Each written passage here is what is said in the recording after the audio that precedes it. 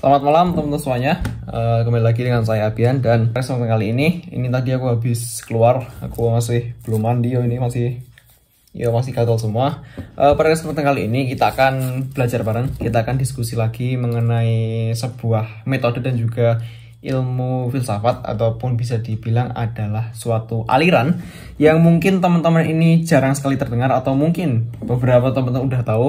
Ini juga masih menyinggung materi saya yang kemarin, yaitu tentang buku Filosofi Teras. Ini masih nyambung ya, karena kan pas video tersebut ada, itu kan aku kan menyinggung bahwasanya tentang hidup itu jangan dibikin khawatir, hidup itu dibikin mengalir lah, hidup itu harus selaras dengan alam.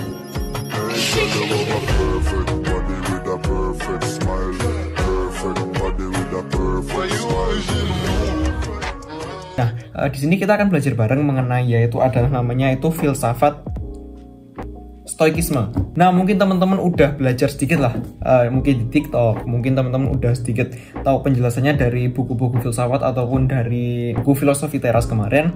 Intinya adalah stoikisme itu adalah cara berpikir ataupun aliran filsafat yang diyakini stoikisme itu menekankan pada kontrol diri yang penuh, kontrol diri, ketenangan, dan juga intinya menerima hal-hal yang nggak bisa kita ubah. Nah, istilahnya gini teman-teman, ketika teman-teman dikatain orang lain nih, misal orang lain bilang bahwasanya aku itu gendut, aku itu hitam, misal dibilang kayak gitu.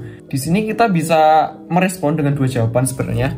Yang pertama, responnya itu bisa negatif karena kita kan dikatain nih, kita dikatain gendut, kita dikatain bodoh, kita dikatain hitam. Itu merupakan sesuatu yang mungkin benar adanya pada diri kita, tapi jika kita respon itu dengan hal yang negatif, itu justru akan menimbulkan masalah yang baru. Mungkin pertemanan kita akan bermasalah, mungkin hubungan-hubungan kita kepada yang lain di luar sana itu akan bermasalah. Tapi yang positifnya adalah bagaimana jika kita menanggapi hal tersebut itu dengan hal yang positif. Oh iya, mungkin aku punya kekurangan, tapi di balik itu aku punya kelebihan yang mungkin orang lain itu nggak punya. Jadi sebenarnya stoikisme itu lebih menekankan kita menerima nih apa yang nggak bisa kita kontrol. Kita menerima bahwasanya omongan orang lain itu nggak bisa kita atur. Kita itu menerima bahwasanya sesuatu yang kita rasakan itu adalah kendali kita sendiri. Tapi apa yang orang bilang, apa yang ada pada faktor eksternal kita itu nggak bisa kita kontrol. Jadi semua hal yang tidak bisa kita kontrol itu kita terima. Yang hanya kita bisa lakukan adalah bagaimana kita menerima hal tersebut dan juga bagaimana cara kita menanggapi hal tersebut. Apakah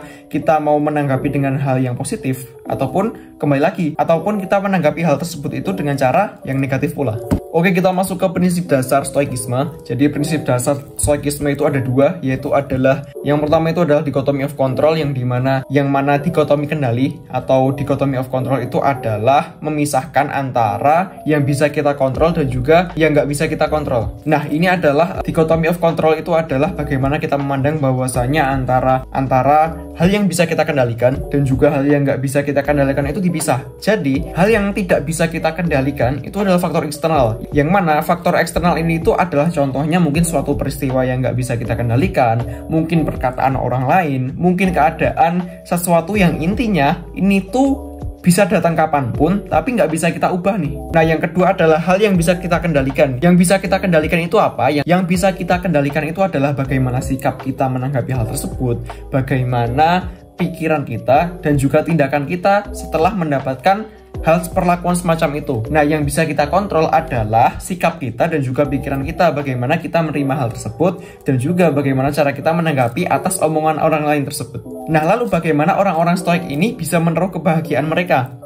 Jadi orang-orang yang biasanya mengikuti aliran filsafat stoikisme itu mereka bisa bahagia apabila mereka udah bisa memisahkan antara yang nggak bisa mereka kontrol dan juga yang bisa mereka kontrol. Jadi setelah mereka menguasai antara dua ini, memisahkan dua ini, baru nih mereka bisa merasakan bahagianya bisa menerapkan filsafat stoikisme. Bahagianya bisa memisahkan antara faktor eksternal dan juga internal kita.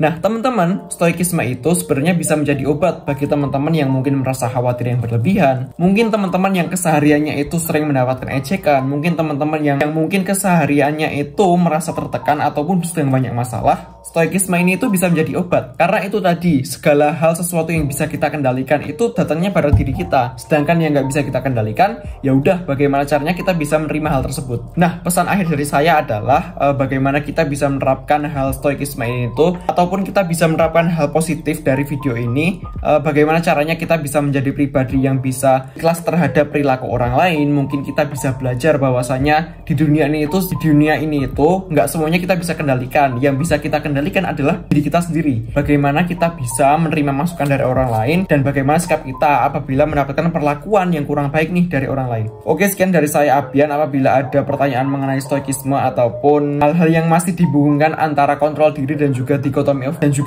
of control ini, mungkin teman-teman bisa baca buku-buku stoikisme yang lainnya, atau mungkin teman-teman kan ada internet nih, bagaimana caranya kita bisa memanfaatkan internet agar bisa mengakses belajar tentang stoikisme, belajar tentang kontrol diri.